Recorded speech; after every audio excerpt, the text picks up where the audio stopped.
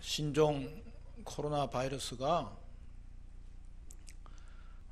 중국 우한에서 시작되어 번져감으로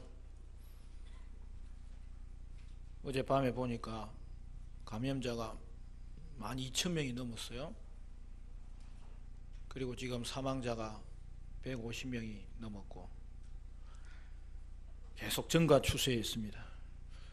현재 감염된 나라가 16개국에 이르고 우리나라도 확진 환자가 12명이 나왔어요. 이에 국제보건기구 WHO는 국제 비상사태를 선포한 것이죠. 중국 당국은 이번 주간이 고비라고 하는데 지금 검사 받고 있는 의심 환자가 계속 늘어가고 있기 때문에 여러분 결과를 예측할 수가 없어요.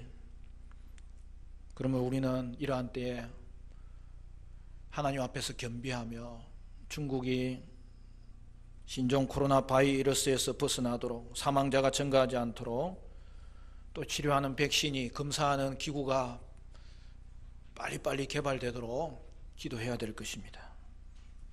우리나라도 국가적으로 감염 확산을 막고 예방하고 확진된 자들, 의심 환자들 잘 돌보고 치료하는 그러한 일들을 해야 될 것입니다.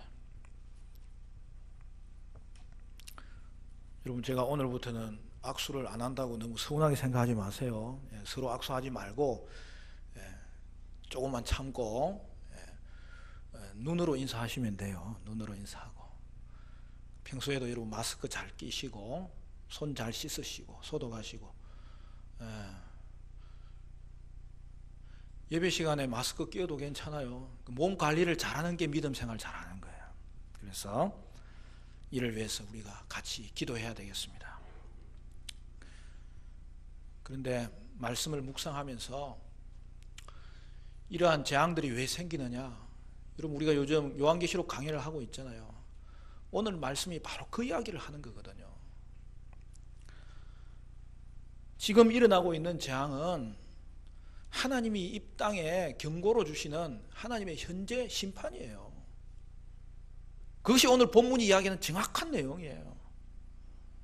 그래서 어떻게 하라는 것입니까? 이보다 더 큰 최후의 심판이 남아있는데 그 일을 준비하라는 거예요. 그리고 지금도 은혜의 자리에 나올 수 있기 때문에 자신을 돌아보라는 거예요.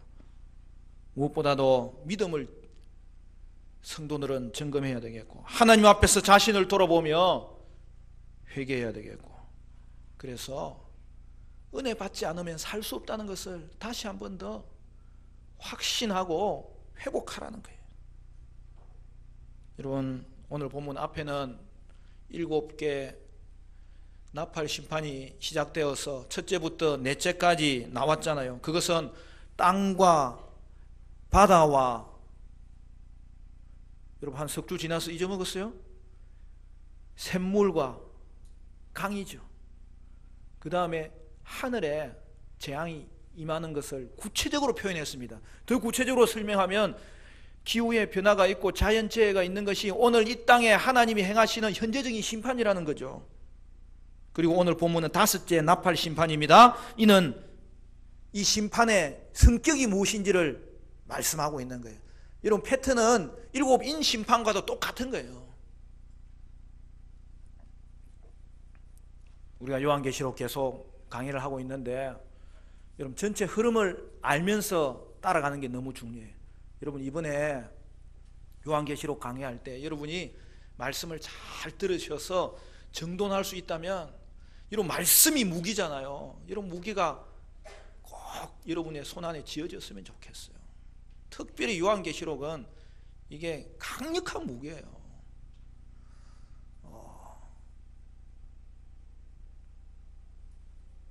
여러분 그동안 했던 거 한번 정돈해 보세요. 요한계시록은 전체가 4개의 환상으로 되어 있다 그랬어요.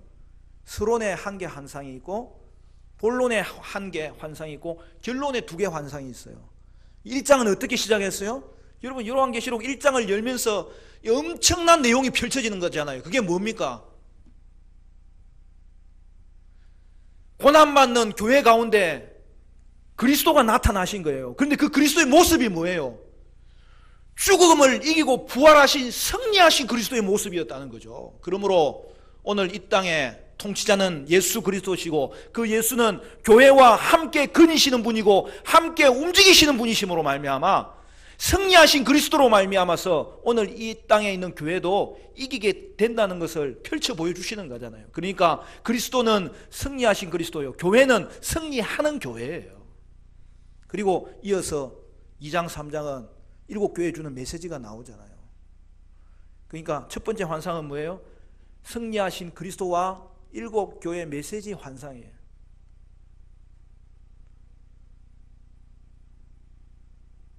두 번째는 본론 환상은 심판이 중심이 된 환상이에요. 근데 그 시작은 동일해요. 시작이 뭐죠? 하늘 성전을 보여주는 거예요. 그 하늘 성전에 일어나는 일이 이 땅에서 어떻게 심판으로 작동하는지를 연이어서 보여주는 거예요. 그러니까 그 환상은 하늘 성전과 심판 시리즈 환상이에요. 그리고 그 심판은 현재 일어나는 심판을 말한다는 거예요. 그것이 4장부터 16장까지 이어지는 본론이에요. 좀 잘 따라오고 있죠? 우리 화정 충인교회 성도들은 워낙 똑똑하니까. 그러니까 4장 5장은 하늘 성전이에요. 그렇죠? 그 다음에 5장 6장은 뭐예요? 첫 번째 심판인 7인 심판. 4장 5장 6장 7장. 그 다음에 7장 8장은 오늘 읽은 본문 9장까지. 내용이 뭐예요? 7 나팔 심판. 그 다음에는 뭐가 이어지겠어요? 7 대접 심판이 이루어져야 되는데 7 대접 심판 전에 교회론을 말씀하는 삽입구가, 큰 삽입구가 등장한다 그랬잖아요. 오늘 이 땅의 심판 가운데서도 교회는 어떻게 되느냐? 하나님이 구원하신다는 거죠. 그러니까 요한계시록의 핵심은 사실 교회론이에요. 근데 왜 심판이 필요해요? 구원이 이루어지기 위해서는 악이 제거돼야 되기 때문에 하나님 그것을 이 땅 가운데 심판으로 보여주시고, 그리고 최종 목적은 구원이라는 것을 이 땅 가운데서 보여주는 거예요. 그게 교회예요. 그리고 마지막 심판 시리즈는 뭐예요? 7 대접 심판이 그 뒤에 15장, 16장이 이어지는 거예요. 그러니까 교회론이 굉장히 깁니다. 10, 11, 12, 13, 14, 5장이나 되는 거예요. 그리고 마지막 심판, 대접 심판이 15, 16장이 이어지고, 그럼 17장부터 마지막 장까지는 결론이에요. 여러분, 이 땅에 하나님의 현재 심판이 결국에는 어떻게 되는지를 보여주는 거예요. 두 가지 환상을 보여줍니다. 첫째는 최후 심판 환상, 마지막으로는 새 예루살렘 환상이에요.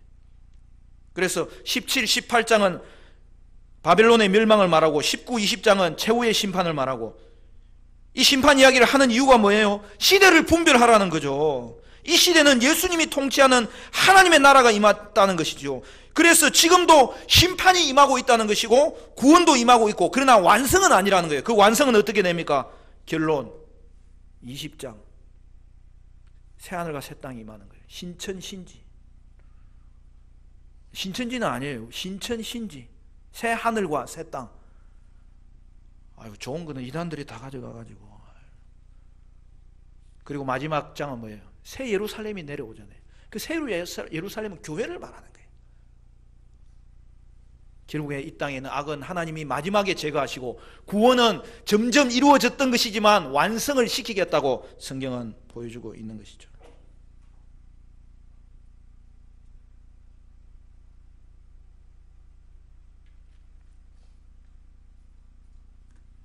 정리가 되셨어요?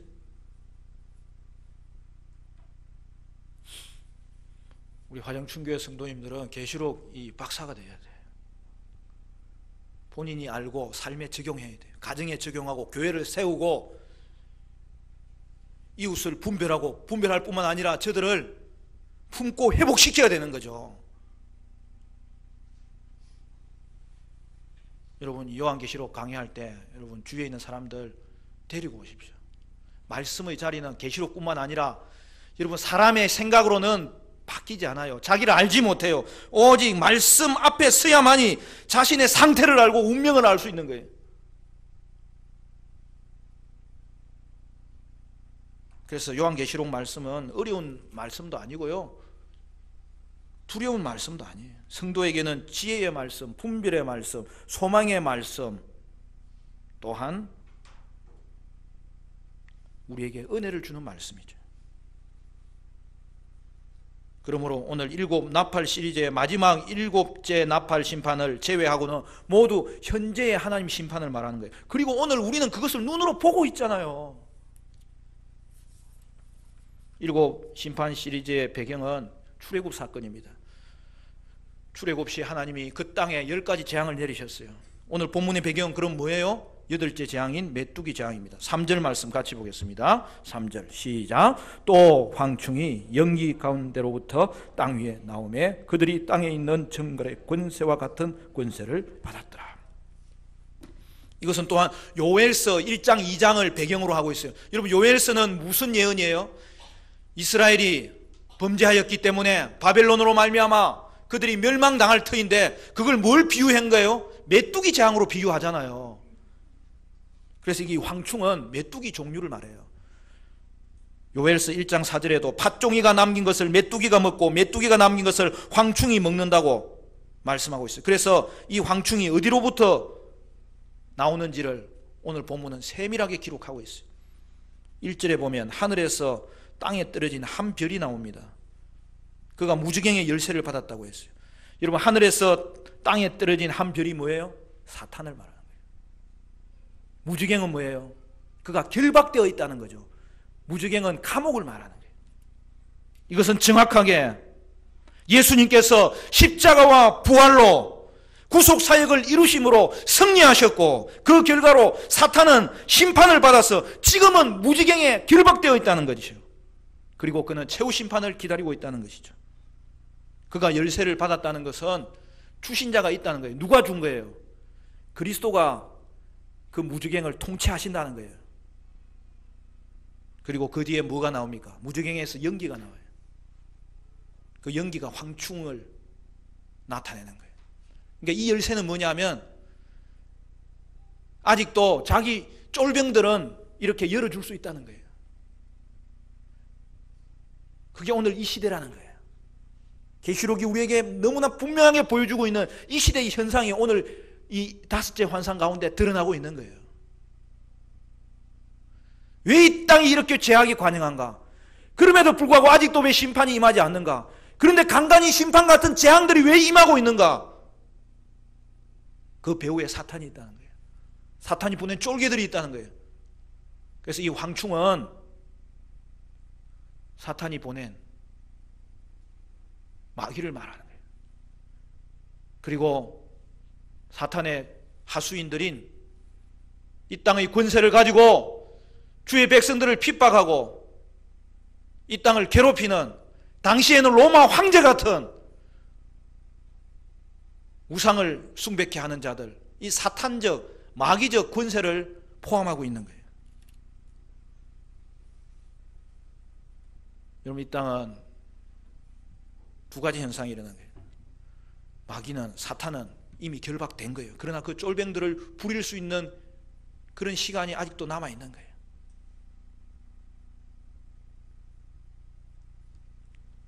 그래도 우리가 잊지 않아야 되는 것은 사탄은 이미 결박된 존재입니다. 그러므로 사탄의 활동은 하나님의 주권하에 있고 하나님은 저들의 활동을 이 땅을 심판하는 데 허용하시는 거고 사용하시는 거예요. 나팔을 부는 천사가 말하기를 뭐라고 이야기합니까? 황충이 식물을 해하지 말라고 해요. 특이한 거죠. 그러니까 이것이 비유라는 거죠. 그림 언어라는 거죠. 그 대상이 뭐예요? 4절 말씀, 4절도 같이 읽어볼까요? 4절 다 같이 시작. 그들에게 이르시되 땅에 풀이나 푸른 것이나 각종 수목은 해하지 말고 오직 이마에 하나님의 인침을 받지 아니한 사람들만 해하라 하시더라. 여러분, 재앙의 대상은 인침을 받은 자들이 아니라는 거죠. 재앙의 대상은 인침을 받지 않은 자들이 대상이라는 거죠. 한마디로 말하면 불신자입니다. 성도는 인치심을 받았기 때문에 재앙의 대상이 아니에요. 그게 믿음의 능력이에요. 믿음의 역사예요. 그것이 구원의 은혜예요. 그것은 이 땅에서 지금 누릴 수 있고 오늘 우리 가운데 힘과 지혜와 능력의 원천이 되는 거예요. 소속이 다른 거예요. 사는 방식이 다른 거예요. 그러므로 차츰차츰 그들의 삶에서 나타나는 열매가 반드시 달라요. 그래서 이 땅은 불신자에게는 고통이 임하는 곳이에요. 그러나 성도에게는 단지 고난일 뿐이에요.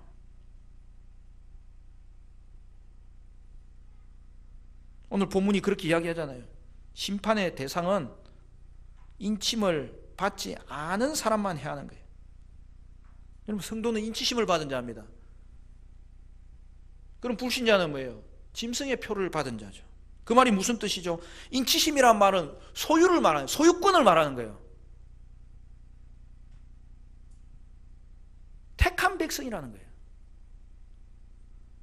하나님의 소유가 되었기 때문에 빼앗기지 않는다는 거예요.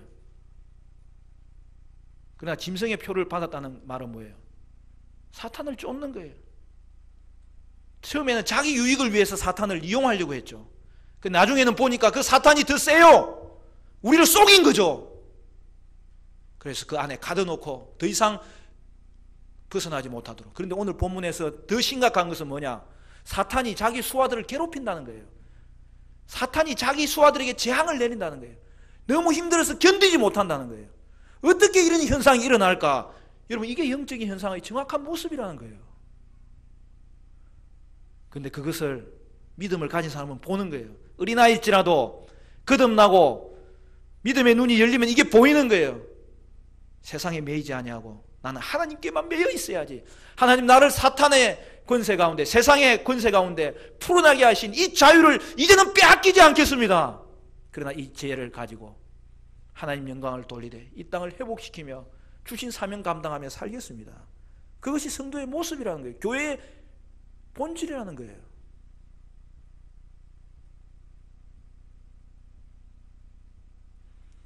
짐승의 표를 받았다는 말은 그것도 소속이라는 뜻이에요. 사탄에게 소속되어 있다는 거예요. 근데 어떻게 됩니까? 그들은 사탄을 쫓았는데 재앙의 대상이 되고 맙니다. 그들의 고통이 무엇입니까? 증갈의 고통이라고 했어요. 그 고통이 얼마나 심한지 자살 충동을 느끼는 거예요. 그런데도 죽지 못하는 고통 가운데 거한다는 거예요. 그래서 7절 이하는 황충의 모습을 아주 세밀하게 묘사합니다. 여러분 7절부터 보면은 10절까지 이렇게 되어 있습니다. 제가 읽겠습니다. 황충들의 모양은 전쟁을 위하여 준비한 말들 같고 그 머리에 금 같은 관 비슷한 것을 썼으며 그 얼굴은 사람의 얼굴 같고 또 여자의 머리털 같은 머리털이 있고 그 이빨은 사자의 이빨 같으며 또 철 호심경 같은 호심경이 있고 그 날개들의 소리는 병거와 많은 말들이 전쟁터로 달려 들어가는 소리 같으며 또 정갈과 같은 꼬리와 쏘는 살이 있어 그 꼬리에는 5달 동안 사람을 해하는 권세가 있더라. 이것은 정확하게 요엘서에 있는 예언을 좀 더 구체적으로 표현한 거예요. 그러니까 여러분 요엘서의 예언이 뭡니까? 그 황충이 범죄한 이스라엘 향하여 돌진하여서 멸망시킬 것인데 그게 나중에 누구예요? 바벨론 군대였어요. 그러니까 오늘 본문도 그 군대의 모습을 묘사하는 게 황충의 모습이에요. 임받지 아니한 자들을 향하여 하나님이 재앙을 내릴 때에 허용하는 그 군대의 모습, 바벨론 군대의 모습, 무자비한 그 군대의 모습이 황충과 함께 설명되어지고 있고 그것이 오늘 이 땅 가운데 펼쳐지고 있는 마귀적 세력의 영향이 얼마나 큰지를 성경이 보여주고 있는 것이죠. 그러므로 여러분 보세요. 이스라엘에게 전쟁이 일어나서 바벨론 말탄 군대가 쳐들어오는 걸 어떻게 이야기해요? 말이 등장하고, 그죠? 면류관이 등장한다는 말은 그들이 이긴다는 거예요. 사람의 얼굴이라는 말은 용사의 얼굴을 말하는 거예요. 바벨론의 포악한 군사들이 파죽지세로 그들을 멸망시킬 것을 말하는 거예요. 여자가 머리털을 늘어뜨렸다는 것은 구약에서는 범죄한 상태에 있는 그 부정한 상태를 표현할 때 그렇게 하는 거예요. 그것은 뭐예요? 마귀의 모습을 특징 짓게 하는 내용이에요. 그리고 사자에 이 같다는 거예요. 여러분, 사자는 먹잇감을 한번 물면 놓지 않아요. 그리고 하나도 남김없이 처리해요. 황충도 마찬가지입니다. 황충이 지난 자리에는 남은 것이 하나도 없고 모든 가지마다 말갛게 벗겨지는 일이 일어나는 거예요. 철흉갑은 다시 병사 이미지를 보여주는 거예요. 황충의 날개 소리가 얼마나 큰지 그것은 병거 소리, 말탄자의 말소리와 같다고 했어요. 이는 하나님의 심판이 얼마나 처참한 결과를 이 땅에 만들어내는지를 보여주고 있는 묘사예요. 5달 동안 사람을 해친다는 것은, 원래 메뚜기가 활동하는 게 4월부터 4, 5, 6, 7, 8 5달이에요. 그러니까 그 단지 지금 황충의 모습을 묘사하는 거예요. 그런데 내용은 뭡니까? 마귀도 이 세상에 거하는 동안 자기의 때가 얼마 남지 않은 걸 알고 불신자를 얼마나 괴롭히는지 다시 한 번 더 정갈의 괴로움을 이 땅에 마귀에게 속한 사람들의 괴로움이라고 성경은 묘사하고 있는 것입니다. 그리고 11절에는 독특한 이름 하나가 등장합니다. 뭐죠? 사탄의 이름이 등장해요. 11절은 같이 읽어볼까요? 11절 다 같이 11절 시작. 그들에게 왕이 있으니 무지갱의 사자라. 히브리어로는 그 이름이 아바돈이요 헬라어로는 그 이름이 아볼론이더라. 무지갱의 사자란 말은 무지갱의 천사라는 거예요. 이 무지갱의 천사는 사탄이에요. 근데 그의 이름이 뭐라고요? 히브리어는 아바돈, 헬라어로는 아볼루온. 이 뜻이 뭐냐 하면 파괴자라는 뜻이에요. 사탄은 파괴자라는 것입니다. 근데 다시 한 번 더 강조합니다. 그들이 누구를 괴롭힙니까? 10가지 재앙에서 하나님의 그 심판의 재앙이 누구에게 임했어요? 바로와 애굽 사람들에게 임한 거예요. 고센 땅 하나님의 백성이 머문 자리에는 하나님이 덮어주시고 보호해주시고 결코 그들에게는 미치지 않도록 그 재앙에서 벗어나게 하셨어요. 오늘 이 땅의 현재적인 심판도 마찬가지입니다. 인치심을 받지 않은 자에게 내리는 거예요. 근데 그것은 사탄적인 재앙이에요. 그 말은 뭡니까? 사탄이 자신의 추종자들을 도리어 학대하는 심판이라는 거예요. 그게 마귀적 세력의 특징입니다.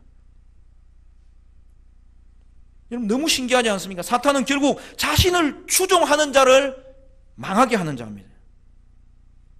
이게 사탄의 왕국의 자멸적인 성격이에요. 그러나 성경이 창세기 1장부터 지금까지 우리에게 보고하는 내용이 그것 아닙니까?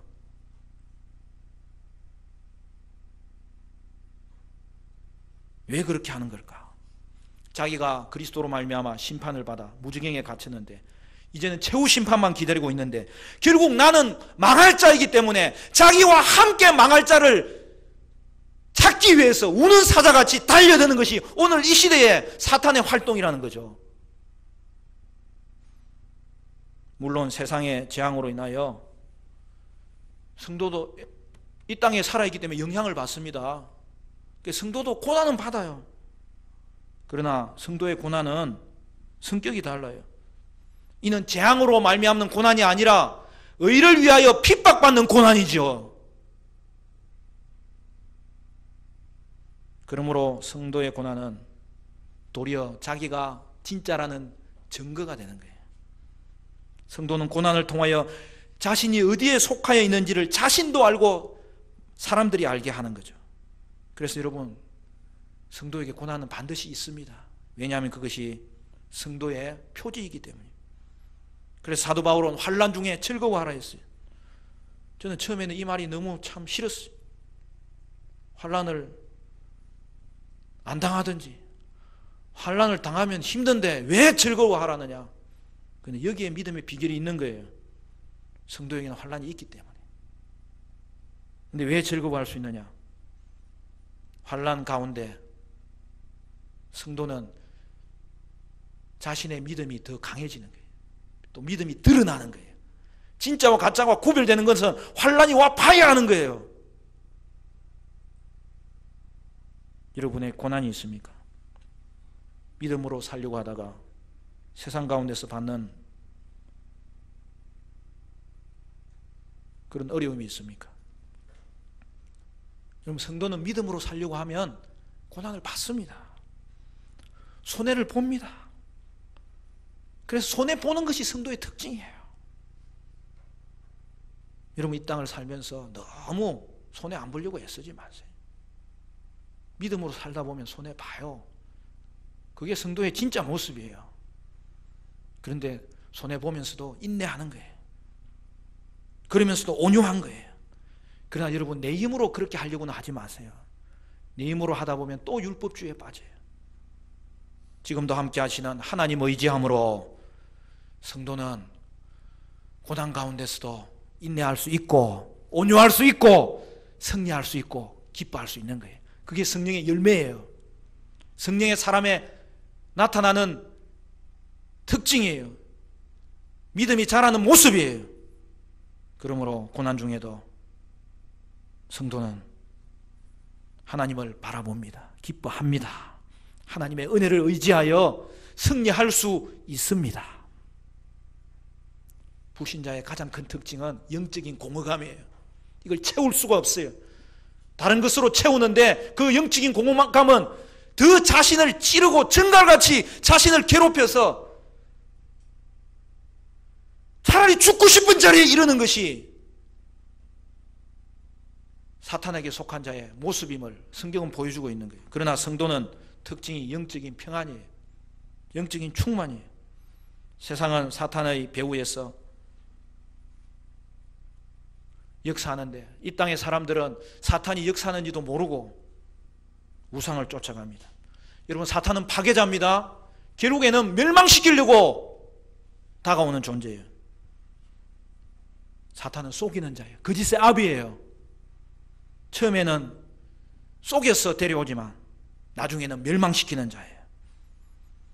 세상은 우상을 통하여서 생명을 얻을 줄 알고 평안을 얻을 줄 알고 그게 안식을 얻을 줄 알고 정말 그게 유익을 얻을 줄 알고 달려들었지만 여러분, 그게 속는 거예요.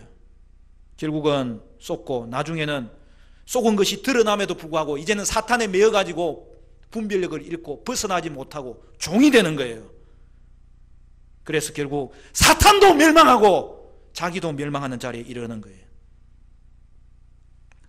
어느 목사님이 간증하기를 자기 교회에 진짜 예쁜 사람이 있다는 거예요. 뭐 우리 교회도 예쁜 사람 많기로 소문났지만은, 근데 예쁜 사람 중에서도 또 예쁜 사람이 있잖아요. 잘 몰라요, 여러분? 난 딱 보면 아는데 진짜 예쁜 사람이 있어요. 저도 교회 거쳐오면서 그 중에 누가 제일 예쁘냐 뽑으면 뽑을 것 같아요. 한 사람이 있어요.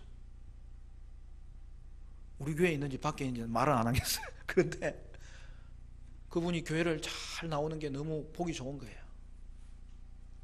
근데 2년 동안 예배를 잘 참석한데도 목사님 말을 한번 못 붙여본 거야. 근데 그날은 이상하게 자기 앞으로 지나가더라는 거예요.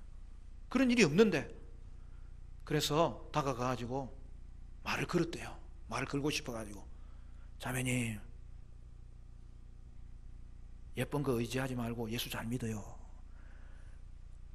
근데 그 말을 듣자마자 그 자매님이 얼굴이 붉어지더니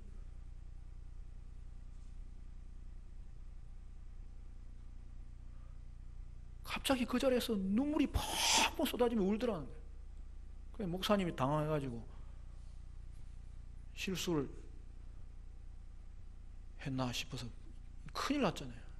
자매님, 제가 그 말 하려고 사실은 한 게 아니고 그냥 말 붙여보려고 하다가 그 말이 나왔어요. 미안해요, 죄송해요. 그랬더니 그 자매님이, 목사님 잠시 시간 좀 내줄 수 있냐고. 그래서 인사하고 목양실에 가서 같이 이야기를 나누는데 눈물이 그치지 않는 거예요. 그랬으면서 하는 말이, 목사님 저 어떡해요? 목사님 저 어떡해요? 저 이혼을 2번이나 했어요. 목사님 저는 제 얼굴 뜯어버리고 싶어요. 저 어떡해요 목사님?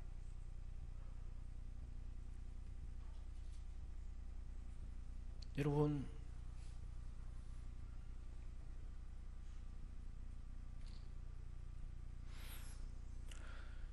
이쁜 건 믿고 살고 자기 가진 물질 믿고 살고 지혜 믿고 살다가 결국에는 실패하고 절망하고 괴로움 당하고 이런 멸망합니다.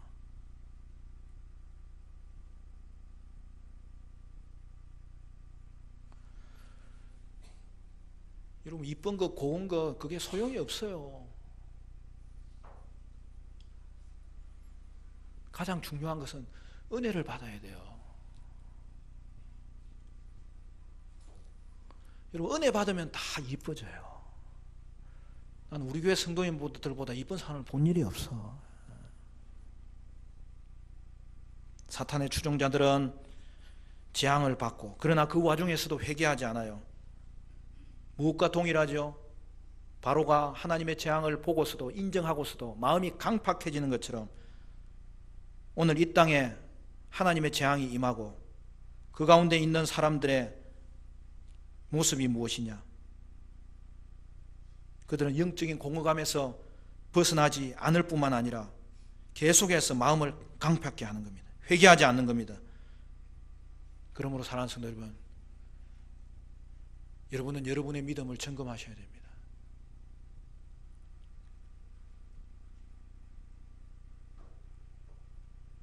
여러분에게 과연 믿음의 삶이 있느냐 말입니다. 그러나 성도는 회개하는 자입니다. 그리고 고난 중에도 도리어 영적 충만을 얻고 주님 의지하다가 평안을 회복합니다. 여러분, 은혜 받지 않으면 재앙의 자리에서 벗어날 수가 없습니다. 그런데 저와 여러분은 이미 하나님이 주신 은혜가 너무나 풍성하기 때문에 이미 은혜 받은 자이고 계속해서 또 은혜에 머물러야 됩니다.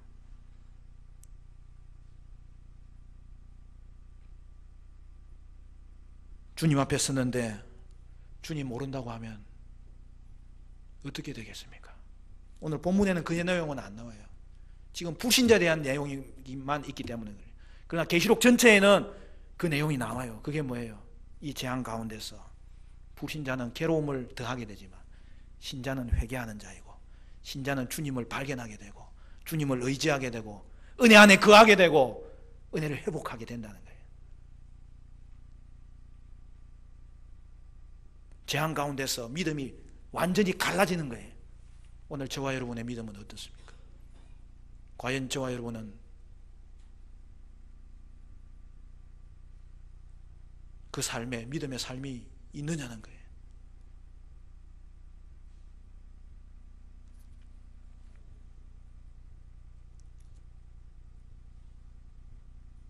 나는 우리 교회 청년들 보면 너무너무 마음이 기뻐요.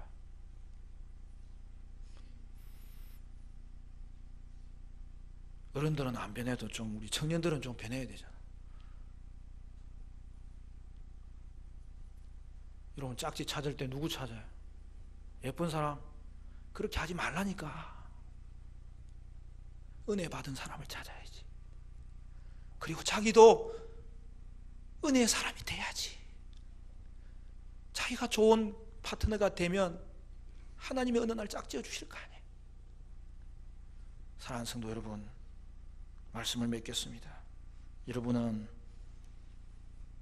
은혜의 사람이 되시기를 간절히 축원합니다.